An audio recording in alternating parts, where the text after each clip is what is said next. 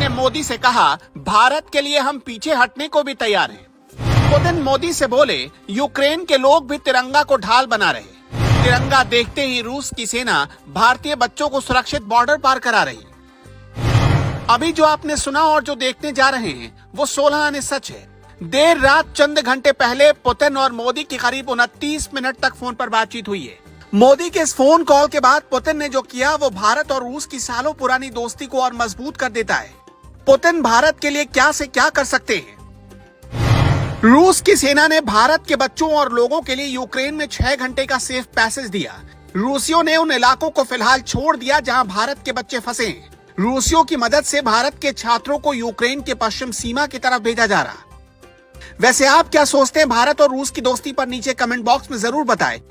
लेकिन पुतिन ने मोदी को बताया कि यूक्रेन भारत के बच्चों को ढाल बना रहा, भारत के नेशनल फ्लैग का इस्तेमाल कर बचने की कोशिश कर रहा है। उन्होंने ये भी कहा कि हम भारतीय छात्रों के एक दल को तुरंत वहां से निकालकर स्पेशल कॉरिडोर के जरिए रूस ले जाने की कोशिश करेंगे, जिससे उन्हें जल्दी और सुरक्षित वापस भारत भेजा जा सके।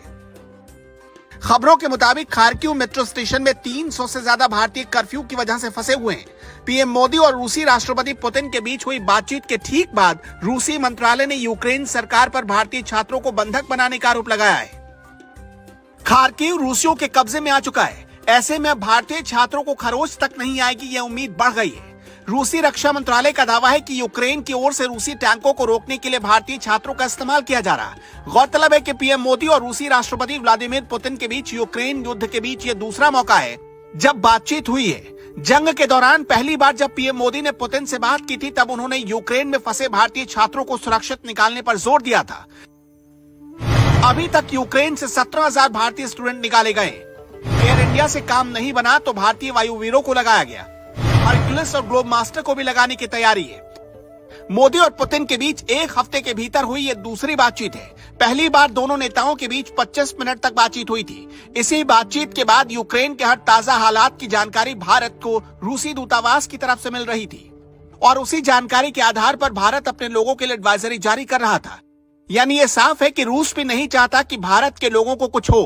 रूस ने भारत के लिए इतना कुछ किया तो भारत भला कैसे पीछे रहता।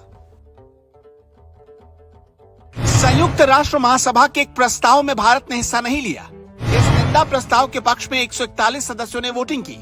5 ने इस प्रस्ताव का विरोध किया। भारत समेत 35 देशों ने इस प्रस्ताव से दूरी बना ली। यानी मोदी और पुतिन एक दूसरे के लिए अपनी दोस्ती भी निभा रहे हैं और किसी को कानो कान खबर भी नहीं चल पा रही।